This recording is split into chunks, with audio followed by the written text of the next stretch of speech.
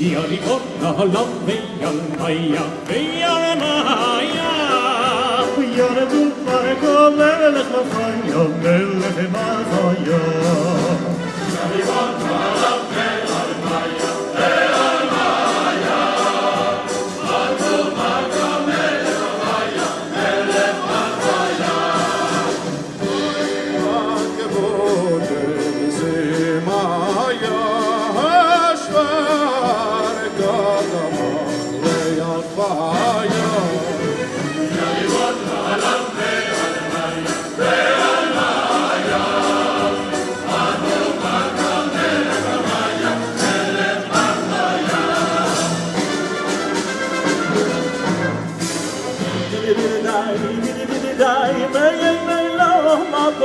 Shabbos menucha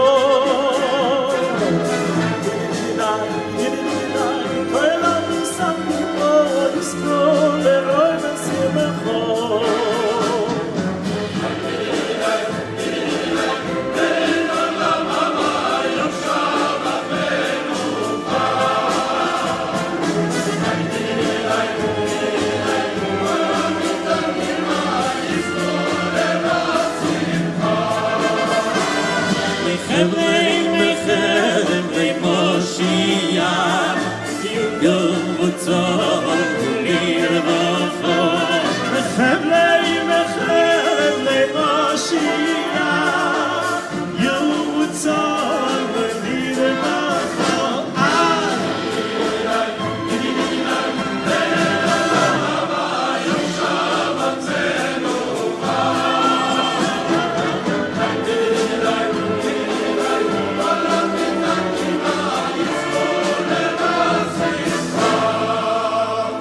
Une ambiance un peu de tiche, de table chassidique, une ambiance de Shabbat, autour du repas du Shabbat. Autour du repas, il se passe beaucoup de choses. Et le repas du Shabbat est un repas avec des chants, avec des brachot, avec des bénédictions, comme à l'instar de notre paracha où au début il y a une histoire de repas que préparait Yaakov, bizarre. On va revenir sur cette question. Un peu plus loin, il y a le repas que doit préparer Esav pour son père pour recevoir la bénédiction. C'était le soir de Pessah, oui. Certains disent oui, en effet. Chez Neged et Izim, il y avait deux animaux comme ça qui devaient être prêts. Ça nous rappelle le soir du Seder où normalement il y a un korban chagiga, un sacrifice de la fête, et le korban Pessah, l'agneau pascal. D'ailleurs, quand Esav arrive et il dit à son père, voilà, je t'ai amené à manger, et Yitzhak dit, je peux plus rien manger, il va au Mikol, et maintenant je peux plus rien manger. Pourquoi? Parce qu'il avait mangé de l'agneau pascal, et c'est comme la ficomane. Et après le ficomane, et une maftirin achar Pessah à ficomane, après la ficomane, on peut plus vraiment consommer. Et il dit, voilà, j'ai mangé de l'agneau pascal, je peux plus rien manger. Et donc c'est l'histoire de Pessah. Et à propos de Pessah, eh bien, j'aimerais revenir sur une question assez intéressante, c'est que la veille de Pessah, il y a un jour de jeûne, le jeûne des premiers-nés. Pourquoi? Parce que les premiers-nés auraient dû être frappés au moment de la sortie d'Égypte, puisqu'il y a eu la plaie des premiers-nés, et ils ont été sauvés. Mais en général, quand on est sauvé, on fait une seouda, on fait un repas pour remercier Hachem des choses. Et alors, pourquoi est-ce qu'on fait un jeûne? Et en plus de ça, ce jeûne, la plupart du temps, on est dispensé de ce jeûne à travers une seudat mitzvah, justement un repas de mitzvah, qui est en général un siyum maserta, la conclusion d'une étude talmudique, qui entraîne donc la possibilité d'être dispensé de ce jeûne. Alors, on fait un jeûne normalement, mais ce jeûne, on en est dispensé. Et alors qu'à la base, on aurait pu penser qu'on aurait dû avoir une seuda pour remercier, c'est quand même bizarre. Alors pour avoir une explication basée sur le Pri Megadim, assez intéressante, on nous dit en fait que ce jour où Esav arrive de la chasse, et il est fatigué, il a tué, volé, il avait fait 5 avérotes, 5 fautes particulièrement graves. Et là, il arrive, il voit Yaakov qui est en train de faire un plat de lentilles. Mais attendez, Yaakov, il s'occupe de cuisine maintenant? Ça peut pas être sa mère qui fait à manger à la maison en général. Lui, il dit Ishtam Yoshev Ohalim, il n'est pas connu pour être un top chef cuisinier. Yaakov, normalement, c'est quelqu'un qui se consacre à l'étude. Qu'est-ce qu'il fait au fourneau ce jour-là? Et pourquoi on nous précise qu'il prépare un plat de lentilles? Eh bien, on nous dit que ce jour-là, en fait, c'était le jour du décès d'Abraham. Abraham est niftar ce jour-là, et comme il est décédé, il a été enterré ce jour-là. Yitzhak, le fils d'Abraham, le père de Yaakov, était Havel, c'est-à-dire était en deuil, et le premier repas qu'on prend après un enterrement doit être préparé par une personne, doit venir de l'extérieur. Alors l'extérieur, pour Yitzhak, c'est un peu difficile. Alors Ishtok et Goufo, si c'est Rivka qui fait le repas, la femme c'est comme l'homme, et donc ça ne va pas. Maintenant, on ne pouvait pas avoir une autre personne qui allait faire un repas pour Yitzhak, puisqu'il n'y avait pas d'autres enfants d'Israël. Il y a un problème de bichoulakoum, de plats cuisinés par quelqu'un qui est un étranger, qu'on ne connaît pas, cacheroute, etc. Donc le seul qui pouvait le faire, même si quelque part il fait partie de la famille, c'est le petit-fils. Enfin bon, c'était quand même un petit peu différent que Rivka, qui était exactement le prolongement, la continuité de son mari. Donc c'est pour ça que Yaakov fait le plat de lentilles. Et des lentilles, pourquoi? Parce que c'est rond, et une personne qui est en deuil, on lui donne un plat rond, parce que la vie c'est un cycle, et c'est aussi un principe où il n'y a pas de bouche, et que la personne qui est en deuil, eh bien, pas trop envie de parler. Alors il faut faire attention à ce qu'on doit dire à une personne qui est en deuil, ne pas le saouler, et lui dire que des choses en fonction de ce que lui va dire.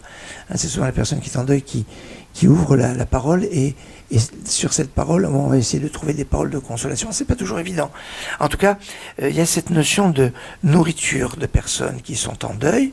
C'est pour ça qu'il y a ces lentilles. Mais dans les nourritures des endeuillés, il y a aussi l'œuf dur ou les olives.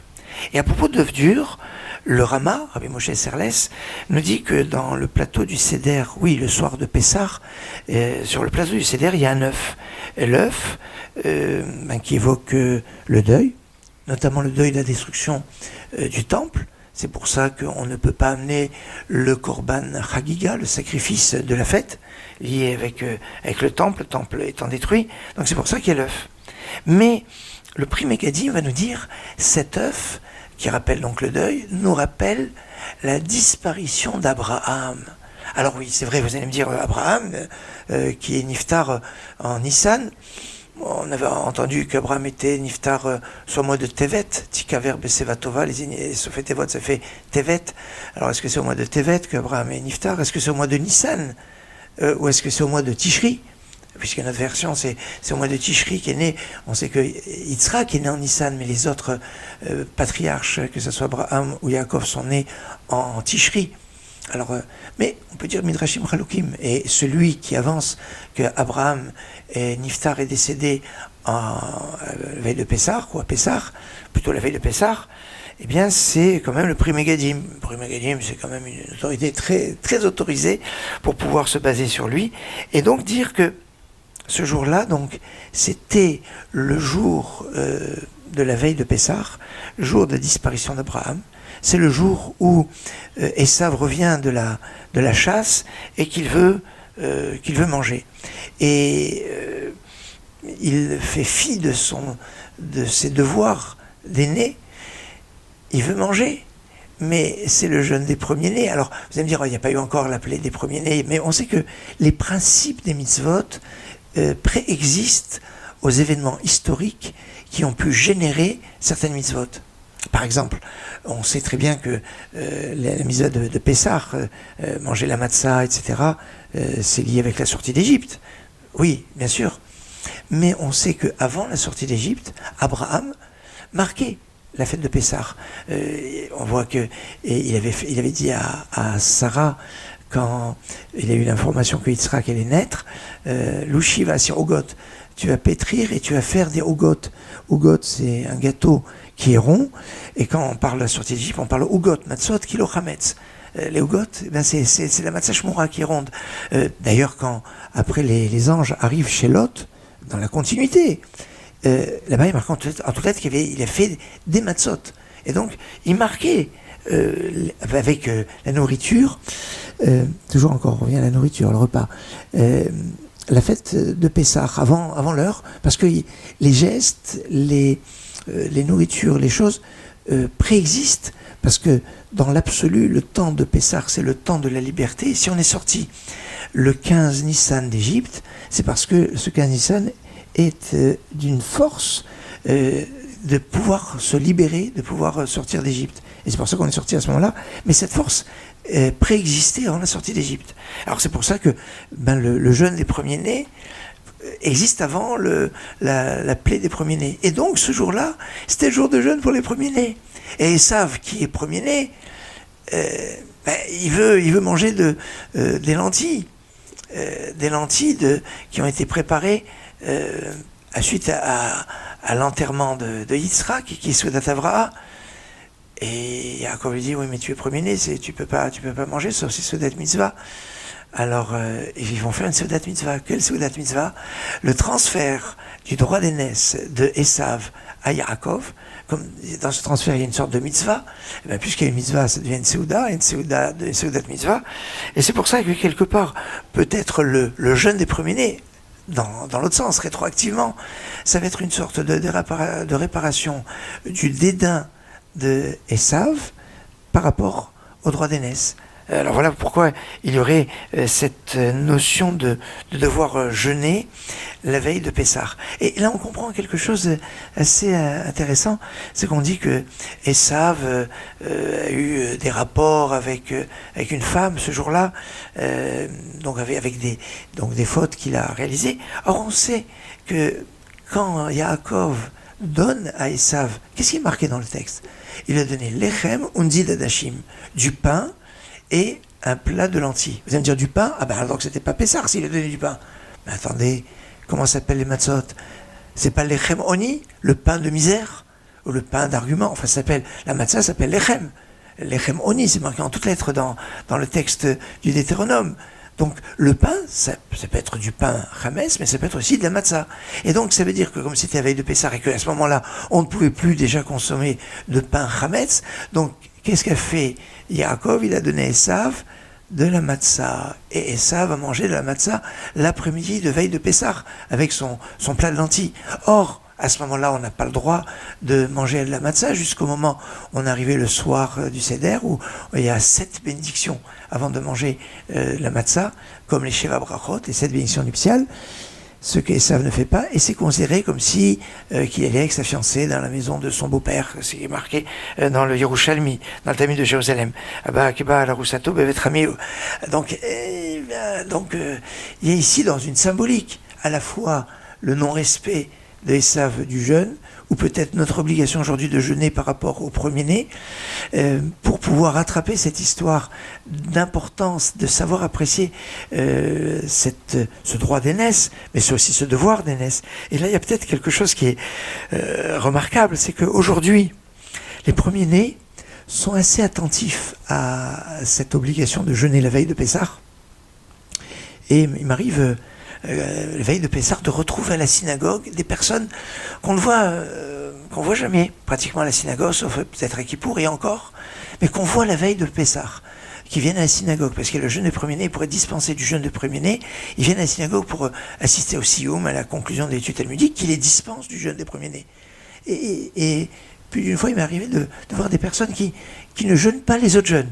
Le jeûne de Tisha B'Av, le jeûne du 9 Av, qui est beaucoup plus grave que le jeûne des premiers-nés, ou même tous les 4 jeûnes liés avec la destruction du temple sont évidemment plus graves et plus importants que le jeûne des premiers-nés. Et pourtant, il y a des personnes qui pourraient ne pas respecter par erreur ces jeûnes-là, mais le jeûne des premiers-nés, ils font attention, parce qu'ils sont premiers-nés, et ils ont cette conscience de cette responsabilité, qui est à la fois un devoir et une certaine noblesse d'être le premier-né. Et ils font attention, et c'est peut-être la réparation de la faute de Esav, de se précipiter, de vouloir manger de ce plat de lentilles rouges. Alors, peut-être qu'il y avait beaucoup de tomates ou de la harissa, je sais pas, ou du paprika. Et c'est pour ça qu'il était rouge. Non, peut-être parce qu'il n'était pas encore bien cuit et que parler de lentilles Peut-être des lentilles corail. Ah oui, les lentilles corail qui sont rouges. Ah, c'est une possibilité. Les liens dans cette dimension. Et puis alors, en général, quand on parle de rouge, rouge, c'est la vitalité. Hein, c'est tout, c'est la vie. Et là, on parle de lentilles qui sont mangées suite à un deuil, donc par rapport à la mort, et savent qui dit moi je vais à la mort, lui qui était dans le meurtre, dans la chasse, donc il était dans le monde de la mort, et qui veut ce rouge. C'est bizarre cette histoire, et ça donne à réfléchir dans tous ces liens et ces connexions qui donnent une cohérence et une unité de la Torah.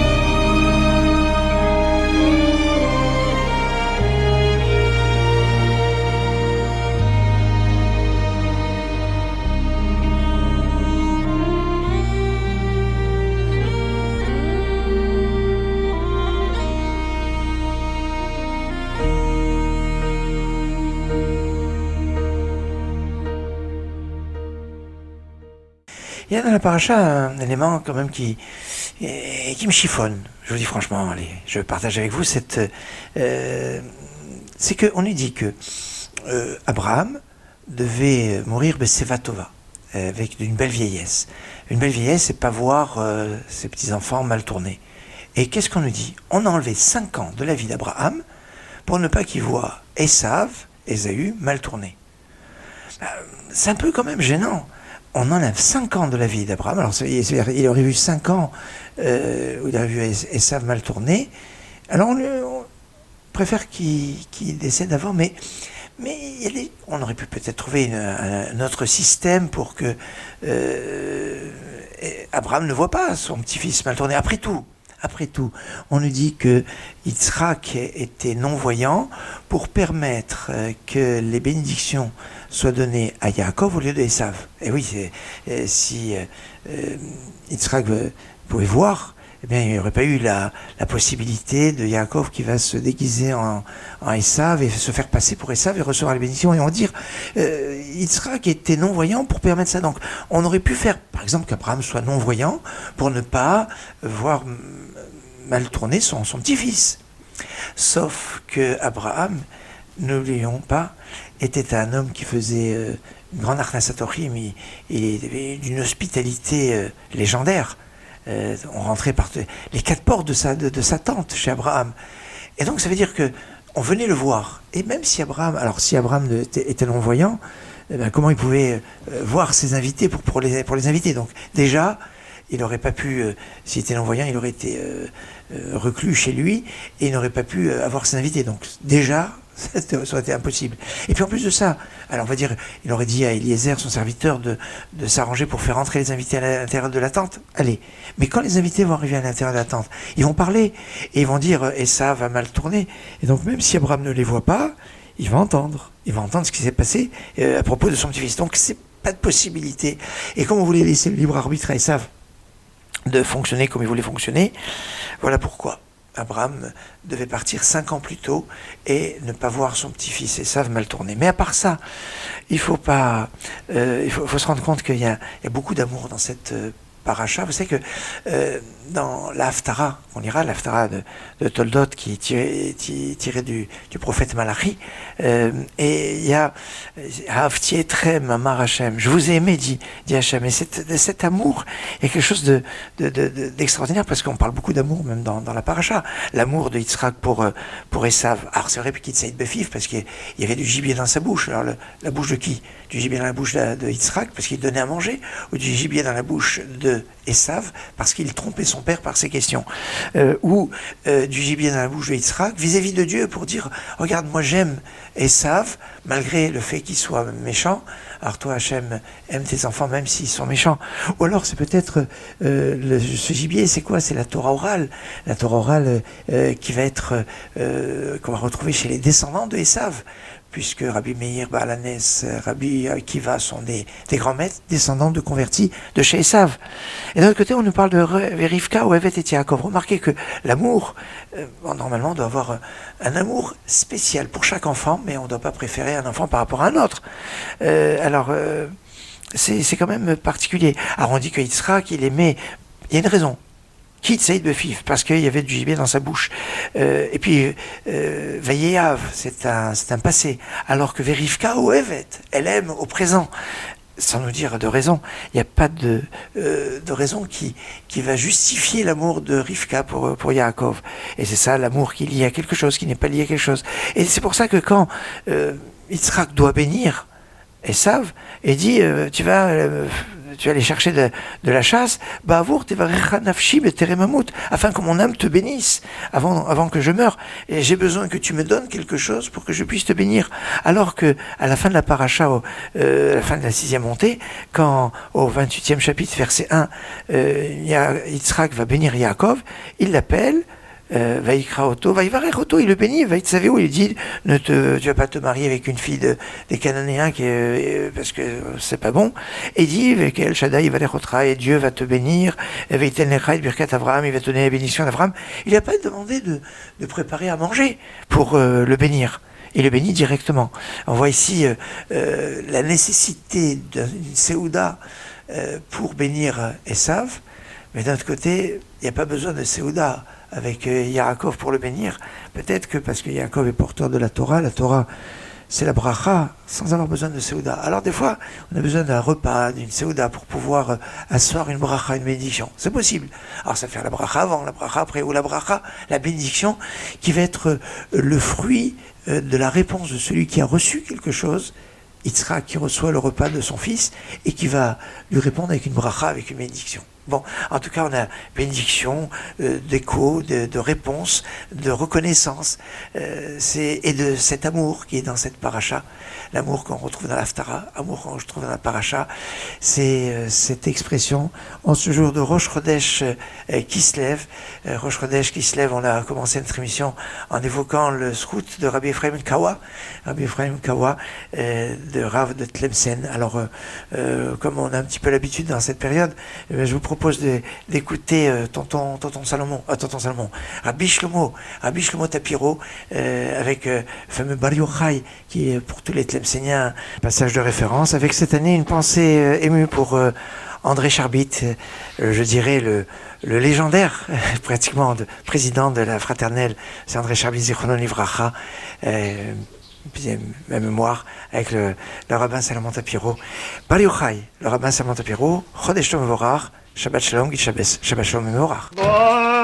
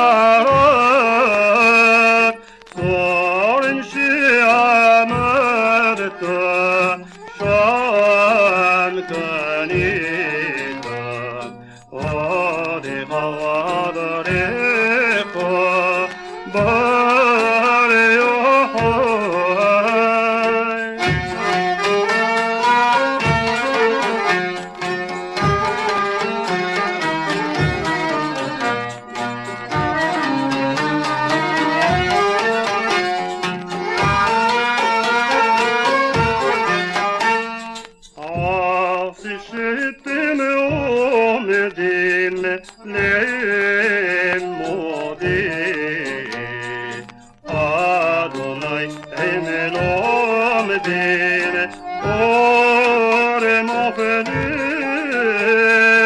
ore kadine yok dile alohemma yoruba amoreka bare yo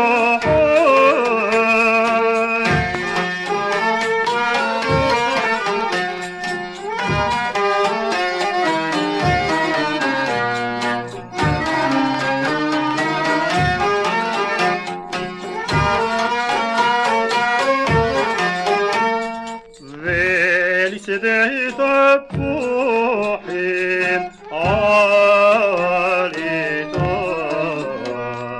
للقضبام ركاحين صوت طراكي سيسيم براحين نعاتي قدام نئم أربع بريخ